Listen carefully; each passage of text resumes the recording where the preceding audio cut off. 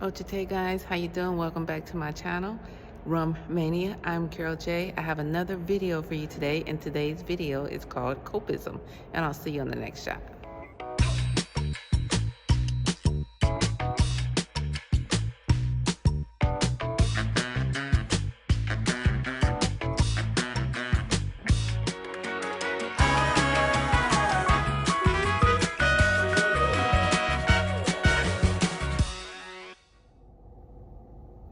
Ochite guys, welcome back to my channel. Like I said in the first clip, this video is called Copism. And what does that mean? We're going to find out. I'm going to look it up. I meant to look it up before I got here, but let's look up what Copism is. I do have my notes here, so if you see me looking down, I am definitely looking at my notes. Maybe I made up a word and I'm still going to use it because I could do that, especially if I'm trying to convey a point. I could use up a word. Let me put cope. Let me do cope definition then, since they don't want me to use my definition. Okay, so I've created a word and it's called copism. It's not in a dictionary, but I just created it. You know, I can do that, especially if I'm pushing a point. So to cope in the dictionary, and I just Googled it, it says it's of a person, deal effectively with something difficult. His ability to cope with stress. That's the sentence that goes with cope. Yeah, that's kind of the way that I want to put it out. So for me, I'm all about the mental. So when I say copism, it's, you know, is relating to like the copism, the mental aspect of copism, the things that we deal with within our mindset, within our mind that has us coping, coping in a variety of ways. I want to give some examples as always, because I feel as though when I give examples, you know, it better helps. Because for me, you know, the way I learn is I have to have things like broken down, or give me an alternate definition, you know, and I think in spelling bees, they used to say, can I have a definition? Because they'll say a word. And so if you don't understand a word, they'll say, can I get a definition? So that's why I do definitions. And now I like to do examples so you can get an understanding of what I'm talking about. And so I'm going to go with what I have here. So I have a few notes here. So if you see me looking down, I'm going to be going off my notes. And this, once again, this is going to be a quick video because I just want to get the video out so we can understand how we as society, as human beings, go through or formulate copism methods, or, you know, tactics, you know, ways to cope with what's going on in our lives. And so now we know that we all want to be the best versions of ourselves, right? Yeah. If I had to guess, I would say that is the desire for majority of the people. Majority, I mean, everybody would love to say, you know, if somebody say, well, how you living or how you doing? You want to be able to boast and say all positive things. Well, we know that in this life, there comes reality, and we know it doesn't always go like that. You know, we're always dealing with something, and it varies from each one of us because, you know, let's face it, we all have different lives. We all have different starting points that we started from in life. You know, we all have different situations that occurred in our life.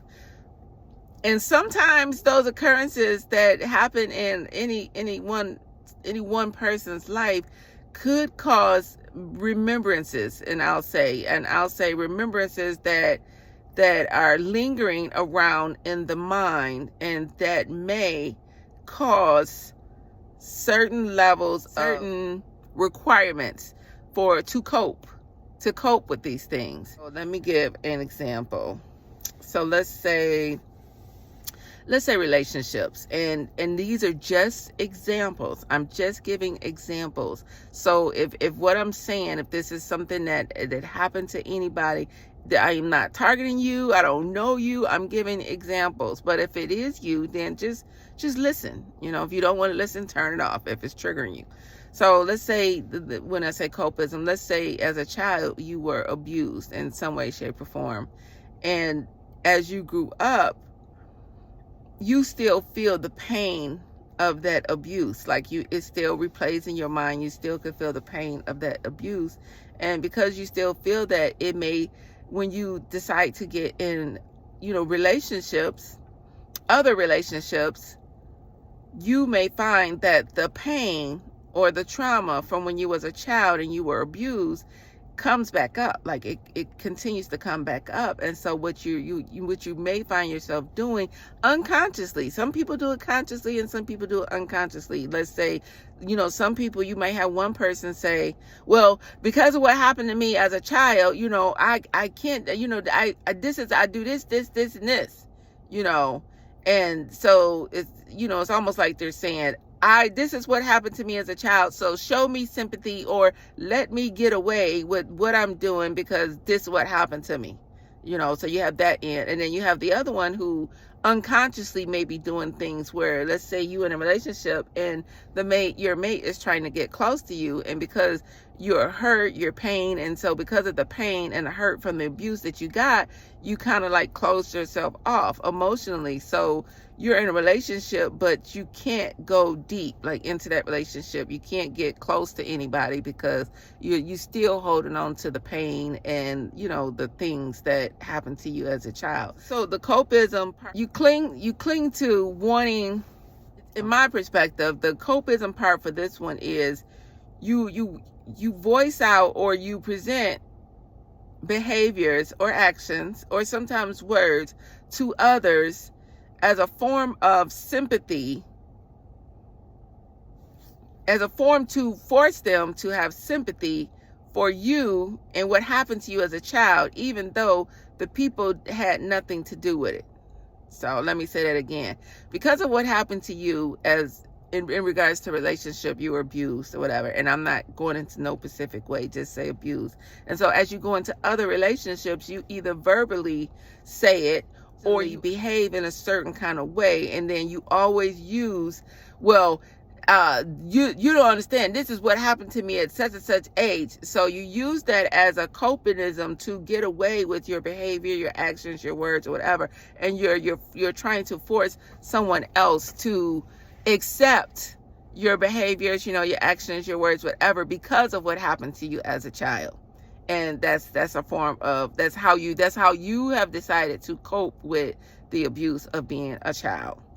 And so let me think of another way of copism, because these are all like mental copisms, mental, we have to, and emotional, so this one deals with like the heart, and it could be mental too, because if you're doing it on purpose, you mentally know what you're doing. You're trying to get sympathy or empathy from another based on what happened to you before they even came into the picture. Okay, so let's go general. That was one from a childhood. That was a childhood way that you something happened to you, and this is how you're coping with it in this life. And within those relationships, you find yourself going from relationship to relationship because you keep displaying these acts. You keep displaying, like you said, you either say it verbally or through your actions. You keep doing that. And so the mates that you, or the relationships that you get involved in, the people, after a while, they're like, okay, I'm not going to deal with that anymore. And so you find yourself, in and out of relationships because your copism, the way you cope with what happened to you as a child is driving people away from you. It's making your relationships fail or whatever. That's one way to cope. And so let's say in society, sometimes in society, I know this for sure, society has a way of making us work.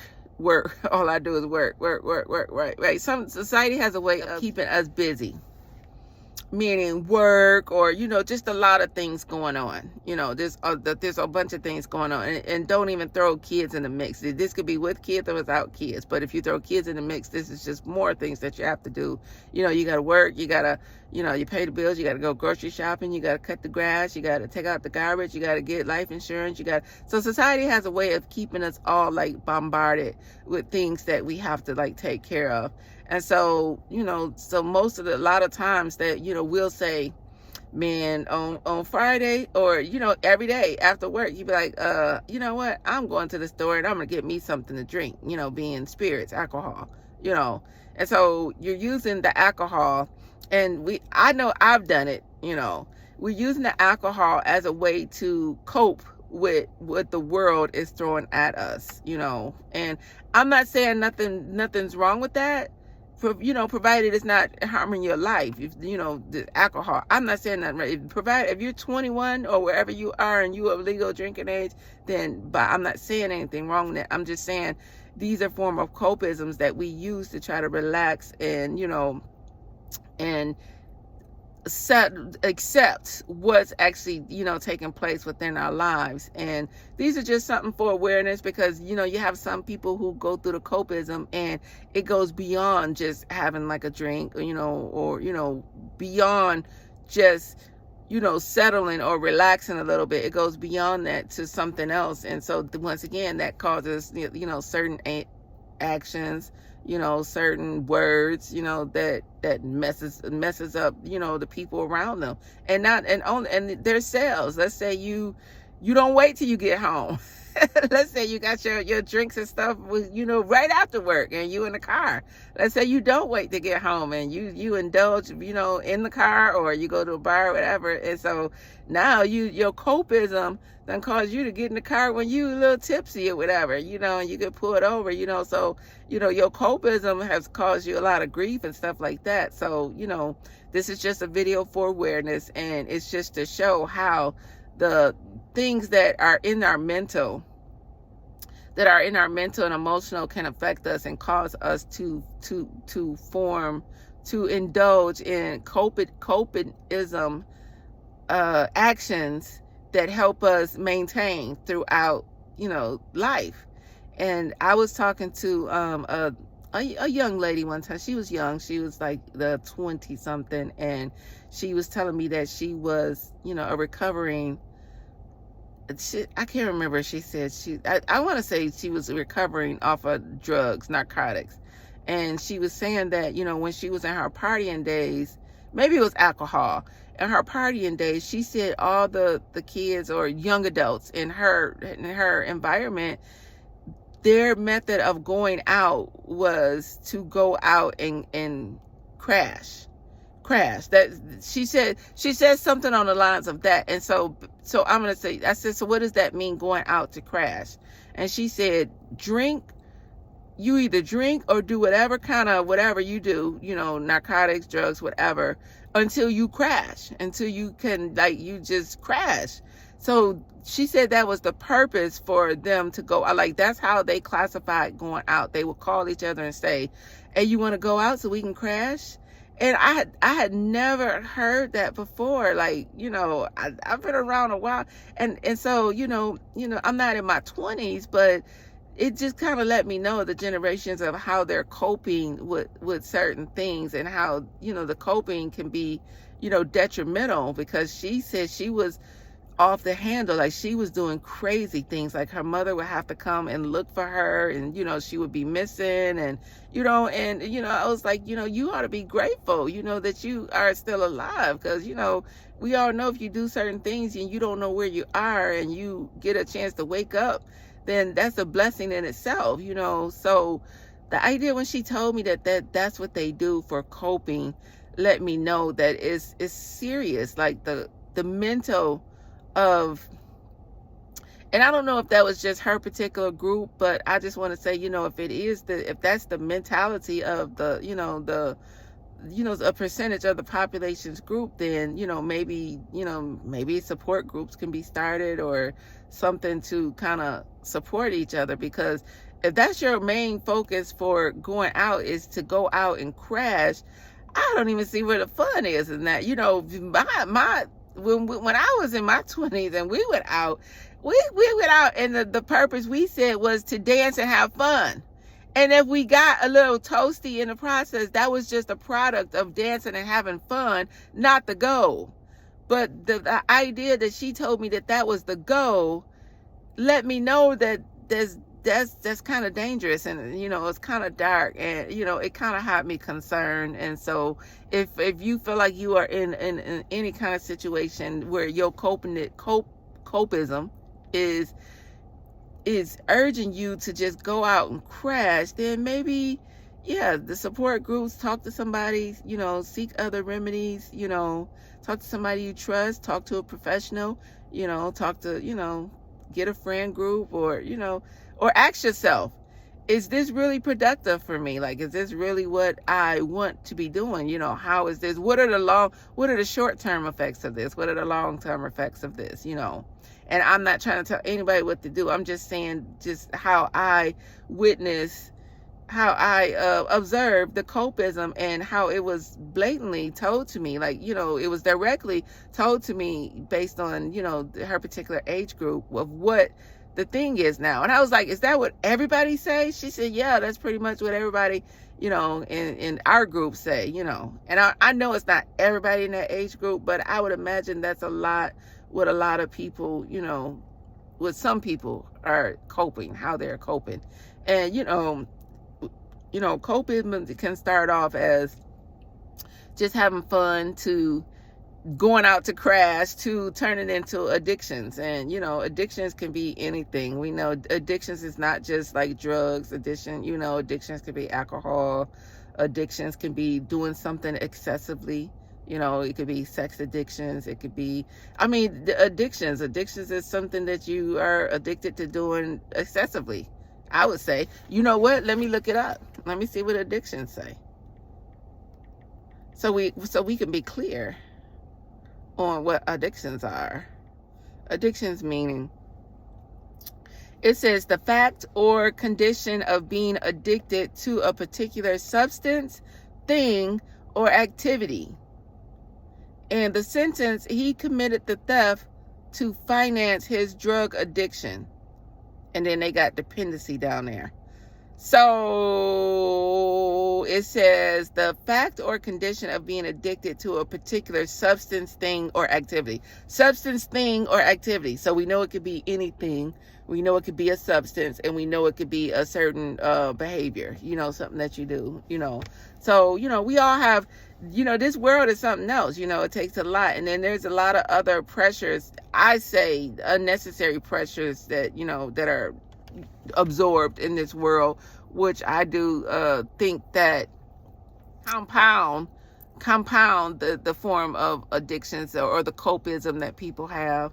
My awareness video for this one is just to kind of to be aware, if there's anything that you find that is anything, substance, or action that you find, or any situation that you find is causing you to be excessive in anything, substance, or action to the point where it is out of control, then this is where the awareness come in. And I don't really have much for this video because I think we pretty much all know what copism and how we cope on different things. I'm trying to get to the pre-addictive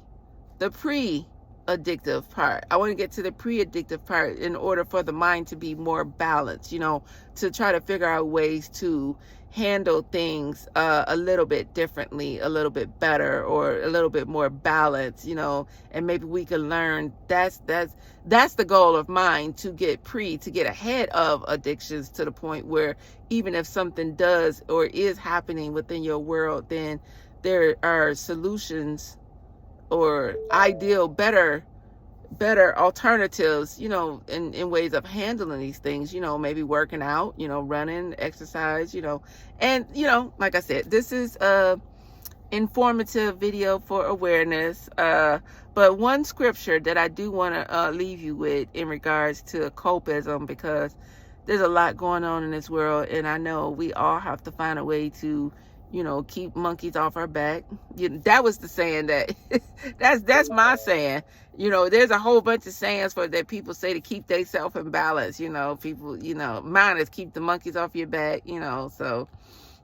But I do have a scripture, and I want to leave that with you and leave that in your mind. So if you find yourself coping with something, and it is 1 Peter 5:7, and it says, cast all your anxieties and cares upon him because he cares for you.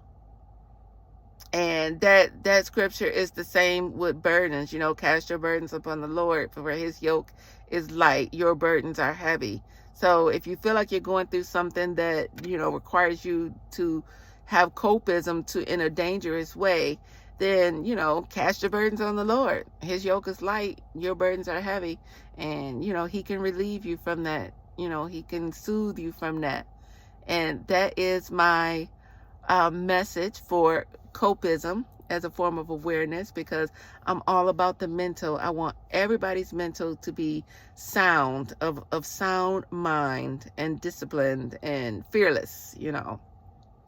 So with that, let me just say this. So if you are going through something, let's say you're going through a job and the job is like overworking you, whatever, or anything, maybe you can get an idea. Because I know a lot of times when you have a goal, or, you know, or, when you have a goal, when you can pinpoint a goal or establish a goal of something that you can strive for, it kind of puts your focus on something. But as long as you're stuck in something, if you're in something and you don't see a way out, it can and will cause you to have some form of copism. But sometimes, and you know, some people may say it's a dream. You know, start with one. Try to get something positive that you can focus on and aim towards, and see if that'll start making you feel better, or, you know, lessen the copism actions, you know, tactics, whatever, you know. So that is my advice for copism. I don't have any more for this particular subject. And until the next video, I'll say ochite.